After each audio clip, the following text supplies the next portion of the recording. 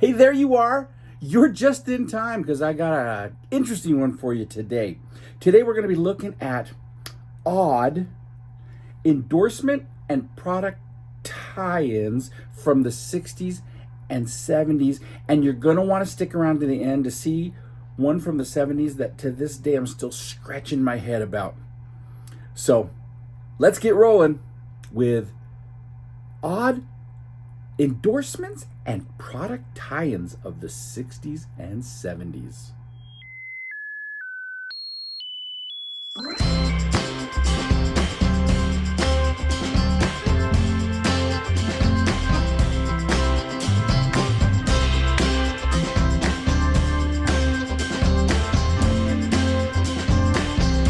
Today we're talking about odd endorsement product tie-ins.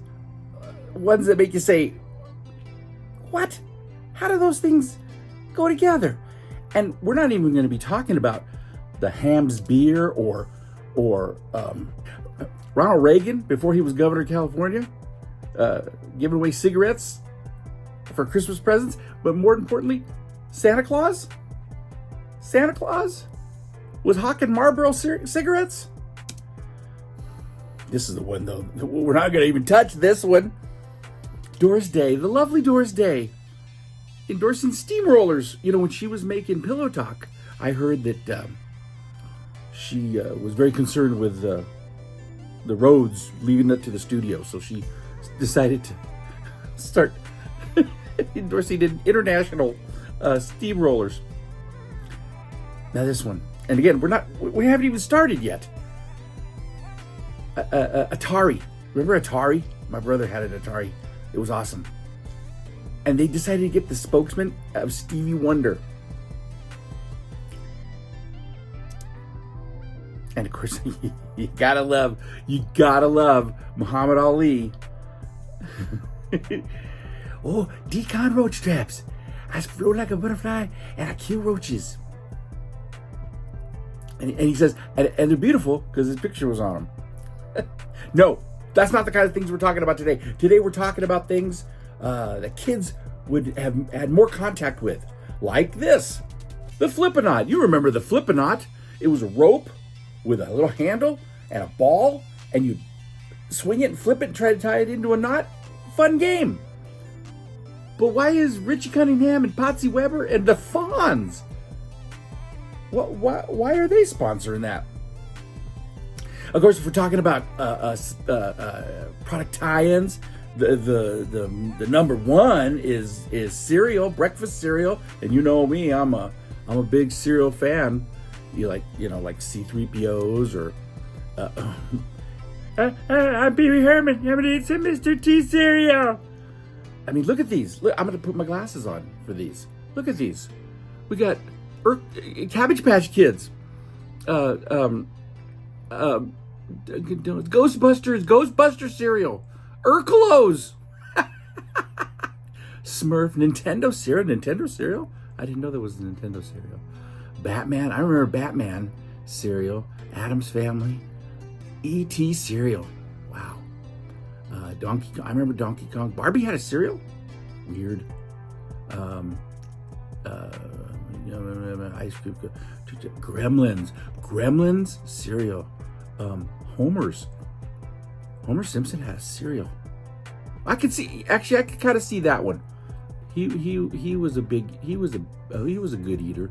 Teenage Mutant Ninja Turtles, Pac-Man. So here's the one that's the one that makes the most sense to me. Pac-Man, because he ate the cereal. Yeah. That makes perfect sense to me. This one though, Kellogg's. Now, when I was a kid, I was very excited about this one. Kellogg's, with a Mr. Spock endorsement. Star Trek Mission 271. Space energy comes from Sugar Smacks. Oh man, space energy? I ate Sugar Smacks my whole life. I never got space energy. But look at the prize inside. Free inside. Space Mission Badge. Do you know how much I would have? Oh boy, that would have been on my jacket. The sleeve of my mom would have been sewing that on the sleeve of my jacket. Tell you right there. Donald Duck orange juice. I think this was a product from the 40s, maybe the 30s. Donald Duck. Now I'm going to give this one a pass because I believe there's been some cartoons where he was growing an orchard, or he had oranges, or was squeezing oranges. So that one kind of makes sense. The one that never quite made sense to me, even though I wanted it really badly, was Superman peanut butter. This one definitely is from the 40s. And my whole life, like as a kid, it was always on the shelf in the stores, Superman peanut butter. But that's not what my mom was going to buy me. She was going to buy tried and true Peter Pan. Because choosy mothers choose the other one, Peter Pan. Now, of course, had I known, because I had not, my research found this, there was a Batman peanut butter. Are you kidding me? A Batman peanut butter and a TV Treats Superman. Look at that. Superman grape jam. And you know, this should have been something my mom would have bought me, because that Superman TV Treats grape jelly, she would have kept the glass. We would have drank out of that for the next 40 years. But Batman peanut butter, I would have wanted that so much. Please pardon this interruption for some important information. Did you know people want you to subscribe and like and comment and share this channel? It's true, but you don't have to take my word for it. I strongly urge every citizen of the world to subscribe to You're Just in Time. When I think of product tie-ins, I think, like, even though it's not the oldest, to be the OG tie-in is Flintstone vitamins. Because looking back, when was Fred health conscious that he wanted us to take vitamins? But I did. My mom bought me Flintstones vitamins, and they were delicious. Did they do anything? I don't know. But I loved them.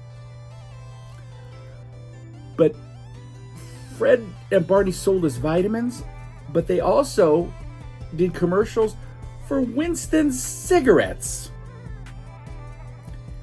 Now, I understand that when the Flintstones came out, it wasn't intended to be a show for kids. I get that. But come on. First off, it debuted in, I believe, 64. So by the time I discovered it, it was already in reruns, and it was a Saturday morning after school thing. Come to find out, they were pushing Winston cigarettes. And look at Fred's lighter. That you gotta love you gotta love the lighters and all the little accoutrements from the Flintstones. His lighter was 2 sticks that would rub together in the flame.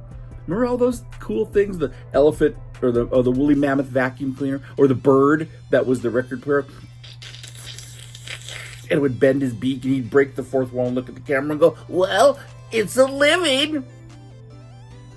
Fantastic. I didn't have this. I would have wanted this. But it wouldn't have been until years later that I would have looked at it and said, wait a minute. I had a Lion squirt gun. This is the 1966 Batman squirt gun. The water came out of his mouth. The trigger.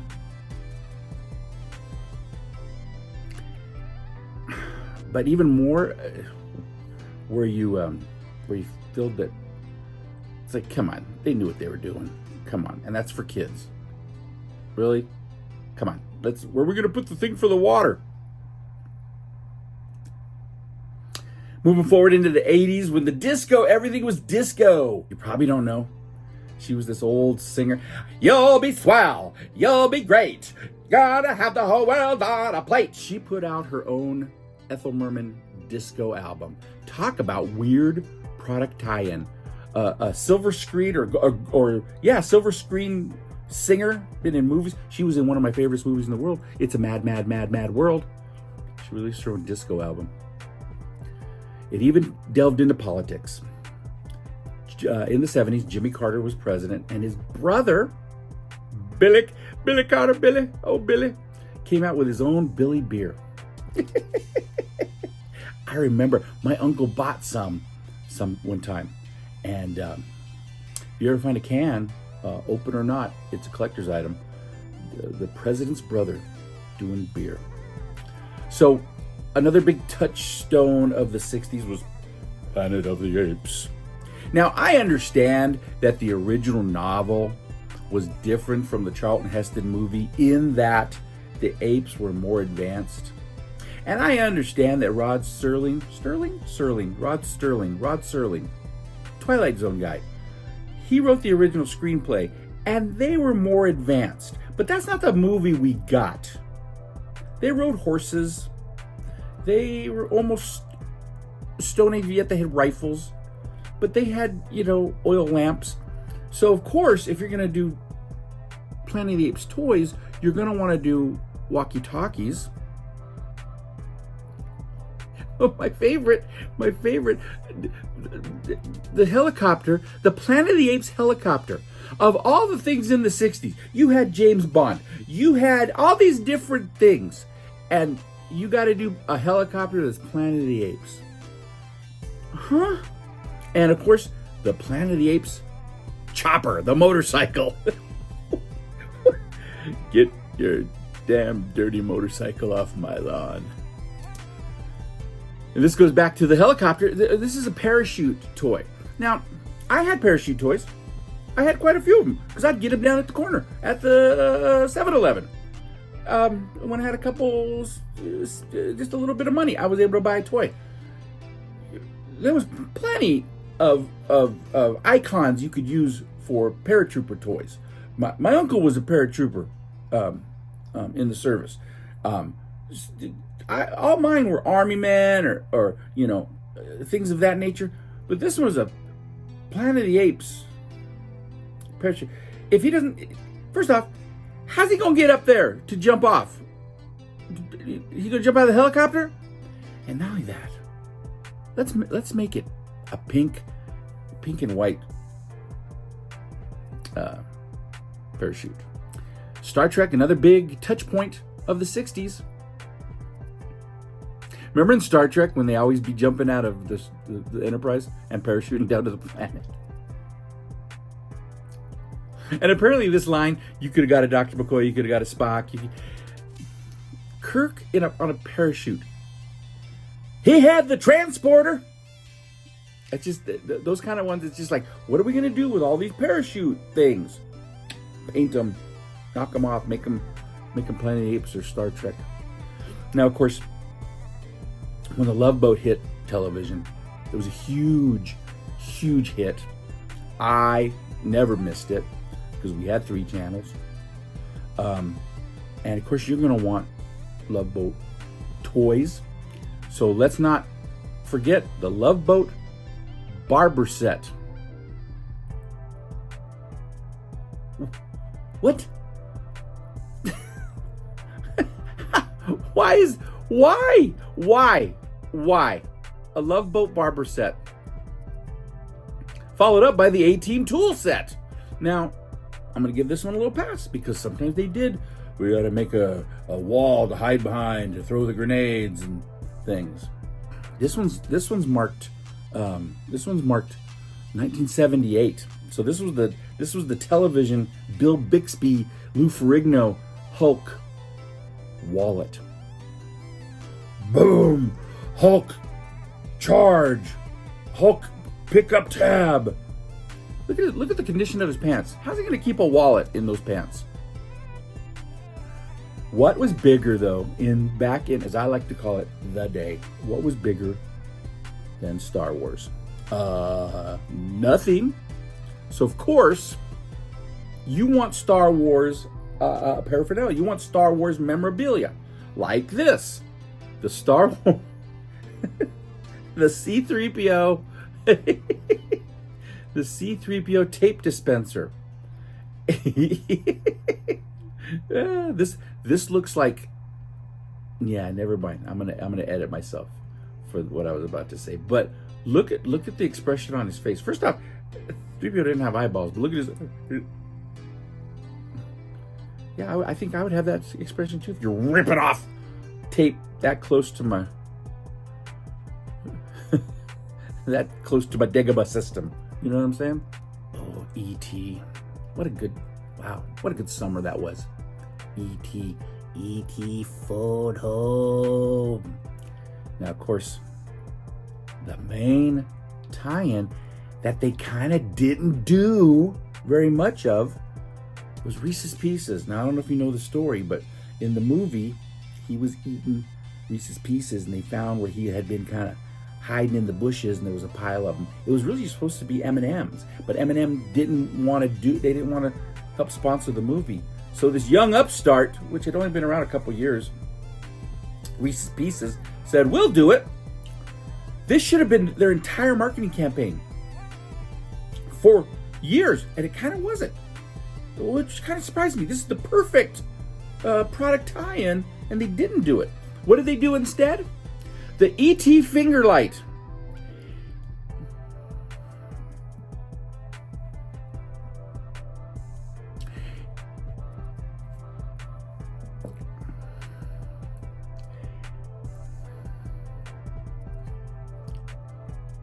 E.T. finger light, ladies and gentlemen. Now, as we're coming to the end of this video, this is the one I wanted you to stick to the end. Stay with me to the end. One of the biggest television shows in the 70s was All in the Family. It was a juggernaut. And so, not to miss an opportunity, it was very weird to see, of course, certain cartoons, or those kind of things lent themselves to endorsement of toys and product tie-ins that way. But what would you do with All in the Family? You couldn't do like a meat head. You couldn't do, I guess you could have done a ding bat. No, what they chose to do was the ever so cute and sweet Joey Stivic doll. This is Archie Bunker's grandson. And in one episode entitled Archie the Babysitter, he was taking care of Joey, and he changed his diaper. And on network television in the 70s, for a brief moment, Joey Stivic, full Monty. I wonder who he grew up to be, and I wonder, that's his claim to fame? Let's take a look at the commercial. This is the new baby in our family, a baby doll, a famous doll, Archie Bunker's grandson, Joey Stivic. So, of course, he's special. Your child can give him a drink from his bottle, then he wets. And when his diaper is changed, it's clear that Joey Stivic is a physically correct boy doll. My husband and I think that's terrific. And That's right. You heard her correctly. He is a physically correct boy doll. Archie the Baby, I'm reading this. Archie the Babysitter, air date, January 12th, 1976. During the diaper changing scene, the baby's nudity was briefly shown. This was the first time full frontal nudity has been featured on American commercial television. Subsequent airings and the syndicated version of the episode were edited to remove the scene. The unedited version was reportedly shown in some Canadian broadcasts. Those Canadians.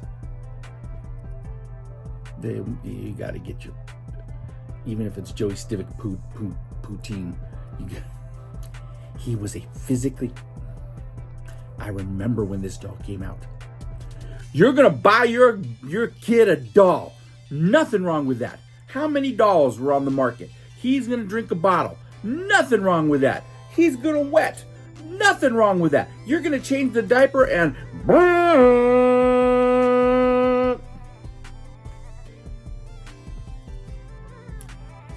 Boy, the way Glenn Miller played. Talk about a weird... Now, we just scratched the surface. How many do you remember? Do you remember any weird ones? Like the Doris Day steamroller? Or the Stevie Wonder Atari ad? Yeah. But to me, the craziest one that's ever existed is that Archie Bunker grandson. Anyway, don't forget to share this video. Share it with someone that you know that would get a real kick out of that. Maybe you know somebody that had the Joey Stivic doll. Maybe you did. Maybe you had a sibling that did.